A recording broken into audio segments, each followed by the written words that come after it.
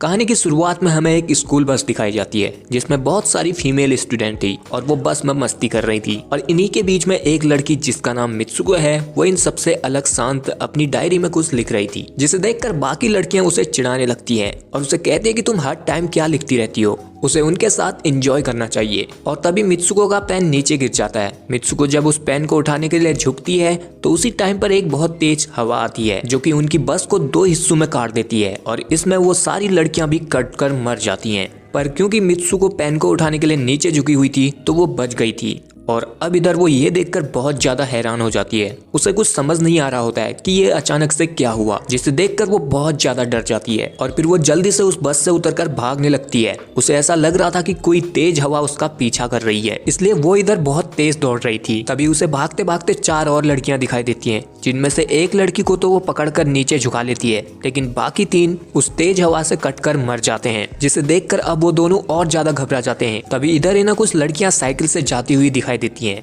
जिन्हें ये दोनों रोकने की कोशिश करते हैं, पर तभी फिर से वो तेज हवा आकर उन्हें भी काट देती है और इसमें अब मित्सुको के साथ वाली लड़की भी कटकर मारी जाती है। अब ये देखकर मित्सुको तो बहुत डर जाती है और वो घबरा कर जंगल की तरफ भागने लगती है और वो भागते भागते एक नदी के पास पहुंच जाती है, जहाँ की बहुत सारे स्टूडेंट के कटे हुए आधे शरीर बिखरे पड़े थे। अब इधर मित्सुको अपना हाथ मुंह धोकर अपने शरीर से खून को साफ करती है और एक डेड बॉडी के कपड़ों को पहन लेती है, जिसके बाद वो यहाँ से डरते डरते भागने लगती है। और तभी उसे सामने अपना स्कूल दिखाई देता है। जब वो वहाँ पहुँचती है तो वहाँ पर और भी लड़कियां थी, पर उनका स्कूल यूनिफॉर्म अलग था। और तभी मित्सुको के पास उसकी बचपन की दोस्त आकी आती है, जो मित्सुको को इतना घबराते हुए और डरे हुए देखकर पूछती है कि क्या वो ठीक है। तो इस पर मित्सुको अब उसे उस तेज हवा के बारे में बताने की कोशिश करती है और उसे वो सारी बातें बताती है जो कुछ भी अभी तक उसके साथ हुआ है। और तभी इधर फिर से एक तेज हवा आती है, जिससे मित्सुको बहुत डर जाती है, पर इस बार कुछ नहीं होता, वो नॉर्मल हवा का झोंका था। तो अब मित्सुको की ऐसी हालत देखकर उसकी फ्रेंड आके उसे संभालने की कोशिश करती है। उसे ऐसा लगता है कि मित्सुको ने कोई बुरा सपना देखा हुआ, जिससे वो बहुत डर गई है, इसलिए वो उसे काम डाउन करके संभालने की कोशिश करती है और उसका हाथ खिड़की से बाहर करके समझाती है कि जो कुछ भी उसने देखा वो उसका वहम था। और अब इधर सब कुछ नॉर्मल था, तो मित्सुको को भी ऐसा लगता है कि सब कुछ सही है और वो कोई ख्वाब ही देख रही होगी। फिर इधर हमें उसके और आकी के इतने क्लोजनेस से पता चलता है कि वो दोनों एक दूसरे से बहुत प्यार करते हैं और दोनों एक साथ रिलेशनशिप में हैं और इस वजह से उनसे स्कूल में कोई ढंग से बात भी नहीं करता था और वो लोग उन्हें बहुत अलग नजर से देखा करते थे। अब इसके बाद आकी मित्सुको का मूड ठीक करने के लिए अपने 2 और फ्रेंड के साथ स्कूल बंक करने का डिसाइड करते हैं। और फिर जैसे ही ये चारों यहाँ से जाने लगते हैं तो इधर उनकी क्लास टीचर आ जाती है, पर फिर भी ये चारों स्कूल से भागकर एक लेक के पास पहुंच जाते हैं, जहाँ की आकी अपने बाकी 2 दोस्तों को भी मित्सुको के उस तेज हवा वाले ख्वाब के बारे में बताती है। तो इधर उनमें से उनकी एक फ्रेंड कहती है कि हो सकता है कि मित्सुको ने जो देखा वो सच में हुआ हो। उसका मानना था कि मल्टीवर्स में उनके बहुत सारे अल्टरनेट वर्जन मिरर वर्ल्ड में जी रहे हैं और उनका भविष्य पहले से ही तय है, जिसे वो तभी बदल सकते हैं जब वो कुछ ऐसा करे जिसे बिल्कुल भी प्रेडिक्ट नहीं किया जा सकता। फिर वो उन्हें एग्जाम्पल देते हुए एक पत्थर को पानी में फेंकती है और तभी इधर अचानक से एक मगरमच्छ आ जाता है, जो उस लड़की को मारने की कोशिश करता है और वो उसके प्राइवेट पार्ट पर ही हमला कर रहा था। पर फिर हमें पता चलता है कि ये तो वो इमेजिन कर रही थी, बाकी तीनों को समझाने के लिए कि इस दुनिया में किया गया उनका इमेजिनेशन दूसरी दुनिया यानी कि मिरर वर्ल्ड में सच हो सकता है। तभी उन्हें इस लेक के किनारे एक ब्लैंकेट के साथ 2 पिल्लो बिछाए हुए मिलते हैं और अब ये चारों उनके साथ खेलने लग जाते हैं। इसके बाद ये चारों स्कूल वापस आ जाते हैं और अपनी क्लास में लेक्चर लेने लगते हैं। अब यहाँ पर लेक्चर लेते वक्त मित्सुको को जमीन पर वही पिल्लो दिखाई देता है। मित्सुको जब उस पिल्लो को उठाने के लिए झुकती है तो उसी वक्त इधर उनकी टीचर क्लास में आती है और वो एक मशीन गन से सभी बच्चों पर गोलियां बरसा देती है, जिसमें एक बार फिर से मित्सुको को छोड़कर उसके क्लास की सभी लड़कियां मारी जा चुकी थी। पर फिर वो टीचर मित्सुको से कहती है कि तुम्हारी हिम्मत कैसे हुई मेरी क्लास को बंक करने की। ऐसा कहते हुए वो क्लास में गोलियों की बौछार कर देती है और तभी मित्सुको के पास उसकी 2 फ्रेंड आती है, जो मित्सुको को बचाकर क्लास के बाहर ले जाने लगती हैं। पर तभी स्कूल की दूसरी टीचर उन दोनों को भी मार देती है और फिर मित्सुको बाकी बचे हुए बच्चों के साथ स्कूल से बाहर भागने लगती है। लेकिन इधर अभी भी वो टीचर्स उन बच्चों पर ऐसे गोली चला रहे थे जैसे कि वो पबजी खेल रहे हों।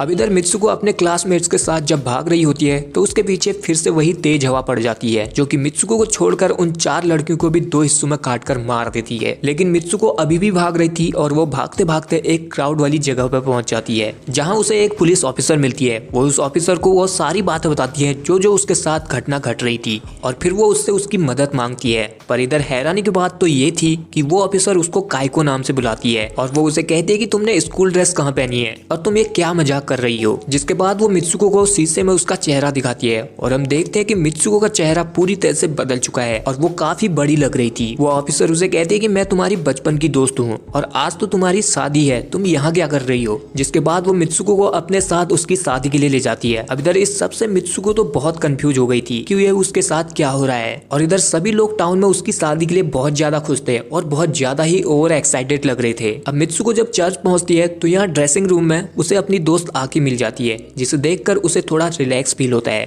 फिर वो उससे पूछती है कि ये सब हो क्या रहा है और यहाँ क्या चल रहा है। तो इधर आके उसे कहती है कि हम लोगों को कोई कंट्रोल कर रहा है और वो हमें देख सकते हैं, बस तुम अभी वैसा ही करो जैसा मैं कहूँ। जिसके बाद वो उसे उसकी शादी के लिए तैयार करती है और उसे वेडिंग के लिए जाने के लिए कहती है और फिर वो इधर बाकी की लड़कियों को मारना शुरू कर देती है। और अब इधर जब मित्सुको अपनी शादी के लिए आगे बढ़ रही होती है तो इधर जो लोग पहले उसके लिए खुश थे वही लोग अब उसका मजाक बनाते हैं और अपने कपड़े खोलकर उसे चिढ़ाने लगते हैं। और सबसे हैरानी की बात तो ये थी कि यहाँ पर उसके ऑल्टर की जगह एक कॉफिन का बॉक्स था और जब वो बॉक्स खुलता है तो उसमें से एक सुअर बाहर निकलता है, जिसे देखकर मित्सुको बहुत डर जाती है। पर इधर जो लोग थे वो उसे उस सुअर से शादी करने के लिए फोर्स करने लगते हैं, जिससे अब मित्सुको को बहुत गुस्सा आ जाता है और वो एक टूटी बोतल से उस सुअर का गला काट देती है और फिर वो यहाँ पर उन सभी को मारने लगती है जो लोग उसे चिढ़ा रहे थे। और इसमें उसकी मदद उसकी दोस्त आकी भी करती है। फिर ये दोनों जब चर्च से जाने लगते हैं तो इधर पर इन्हें रोकने के लिए दो लड़कियां आती हैं और ये वही थी जो स्कूल में मित्सुको की टीचर थी और इन पर गोलियां चला रही थी। पर अब इधर आकी उन दोनों के साथ लड़ने लगती है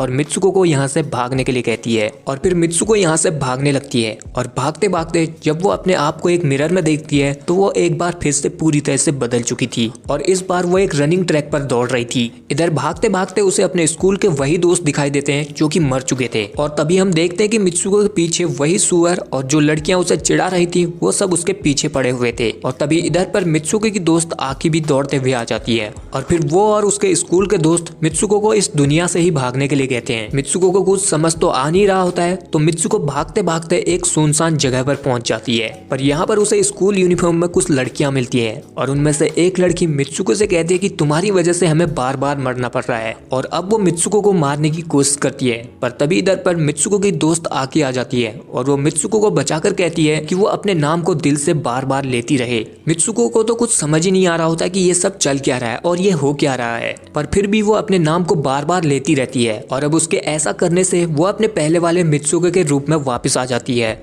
और फिर इधर आके मित्सुको को बताती है कि वो लोग एक फिक्शनल वर्ल्ड में हैं और इसका लीड कैरेक्टर मित्सुको खुद है और सिर्फ वही उन्हें इस वर्ल्ड से बाहर निकाल सकती है और वही इस खेल को खत्म कर सकती है, नहीं तो ये पूरा खेल रिक्रिएट होते रहेगा और वो लोग मरते रहेंगे। वो कहते हैं कि उन लोगों को किसी ने यहाँ कैद कर दिया है जो अपनी मर्जी से उनके साथ खेल रहा है। फिर इधर आके उसे अपने हाथों को दिखाती है जिसमें कि तारे लगी हुई थी। वो उसे कहती है कि अगर उन्हें इस वर्ल्ड से बाहर निकलना है तो तुम्हें इन केबल्स को बाहर खींचना होगा। पर मित्सुको ऐसा नहीं करना चाहती थी क्योंकि उसने ऐसा किया तो उसकी दोस्त भी मारी जाएगी जिसे वो बहुत प्यार करती है। पर इधर आके उसे बार बार फोर्स करती है तो अब मित्सुको ना चाहते हुए भी उसके हाथ से उन वायर्स को खींचने लगती है, जिससे अब इधर आकी को बहुत दर्द होता है और वो दो हिस्सों में कट जाती है क्योंकि वो वायर उसके पूरे शरीर से होकर एक दरवाजे की तरफ गई थी। अब इधर मित्सुको उस दरवाजे से जब अंदर जाती है तो वो अब एक अलग दुनिया में आ गई थी जहाँ की सभी लड़के ही लड़के थे और इधर मित्सुको के अब तक के सभी कैरेक्टर का पोस्टर लगा हुआ था जो कि एक एक्चुअल में किसी गेम का एडवर्टाइजमेंट था। तभी इधर मित्सुको के पास एक आदमी आता है जो उसे कहता है कि वो फ्यूचर में है